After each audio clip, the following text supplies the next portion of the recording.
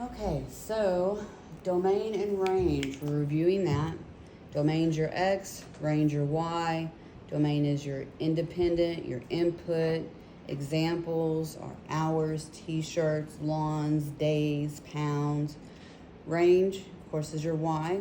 Also your f of x or any function. Range is dependent, your output, and a lot of times it's your money. So we're going to start with number one. Number one is just a review. So our rate that we've been using, noticing from looking at y'all doing your work, is that reminder on your rate, that's not part of your answer. It's never part of the domain and range. So your rate is actually your slope.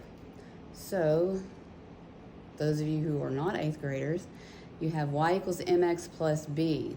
So m, which is your slope, is your rate of change, and the triangle means change.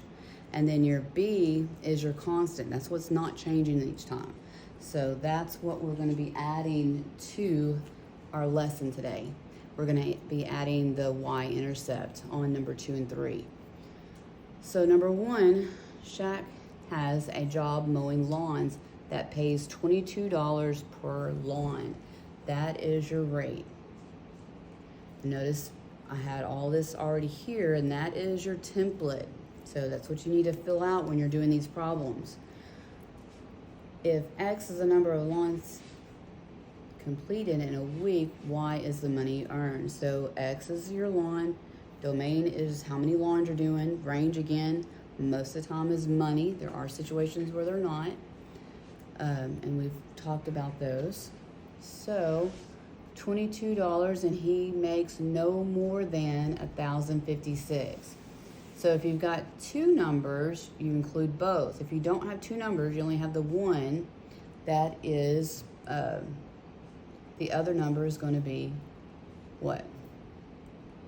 Now tell me. 1,056. What's the other number when there's not one? So it was raining that week, and he didn't mow any lawns. So how much money is he going to make? 0. 0. Very good. And so the domain will also be 0. So hopefully if you don't mow anything, you make nothing, or vice versa. And then to find out how many lawns he had to mow, are we going to multiply times 22 or divide? Divide. And if you ended up multiplying, it wouldn't make sense to have to mow 22,000 lawns to make $1,000. That would be a lot. So divide by 22, and you get 48. Okay, number 2. They're going to buy tickets for a circus. There's a one-time processing fee of $5. That is your constant. That will go here. And then each ticket costs $35. That is your rate. So $35 times the number of tickets you need plus $5. So this time we're going to use our calculator to get our numbers. So if Cheryl is buying tickets for herself and up to 4 friends, okay, so how many tickets is she buying initially? For sure. 5. Possibly 5. 40. So who's she buying a ticket for first? Who's definitely going? She is. So, and possibly 4 friends. So your domain is going to be anywhere from 1 to 5 people. Herself plus 4 friends. Okay, so let's go to y equals. And I'm going to type in my function. So 35x plus 5. And I can go to my table. So if one person goes, I don't have any friends, nobody wants to go with me, it's still going to cost me $40 because I have to pay for that initial fee.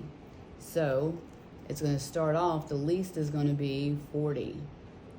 And it's going to go to, so if you have you and 4 friends, how much should it cost her? So look, when x equals 5, y equals, and make it a teeny tiny bit bigger, y equals 180. But you can see at 1 it's 40, 2 it's 75, 3 110, 4 145, and 5 is 180. So is it going to be every number in between 40 and 180? No. No, exactly.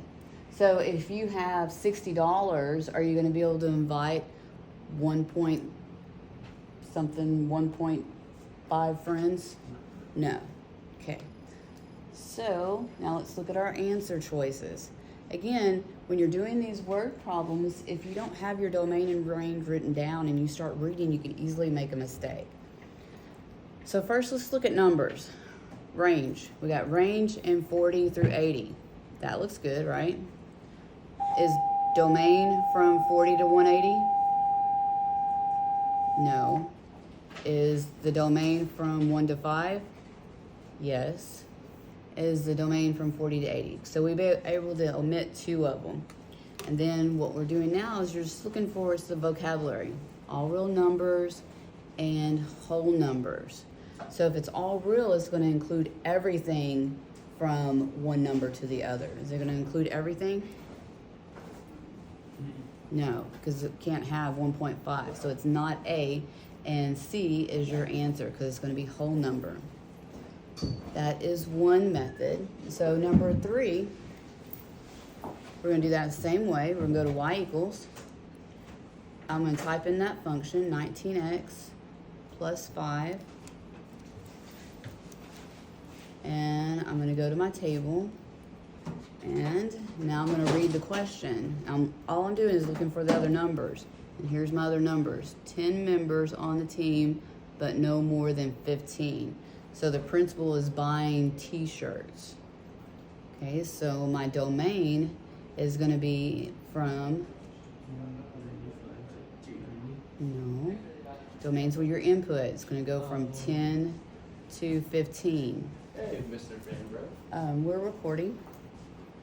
And so then your range is going to be exactly that 190 what? So, very good.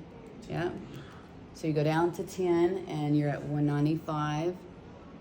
And then go down to 15 and you're at 290. And so then we answer our questions. The values of x must be both whole numbers between 195 and 290. But is it both the values of x and f of x? Because f of x is your y. And we're recording. So it's not both. So neither is C. And why are y'all late? Never mind. B. So 0 to 15, is that correct? No. So D is our correct answer. The value of x must be whole numbers between 10 and 15. And f of x must be whole numbers between 195 and 290.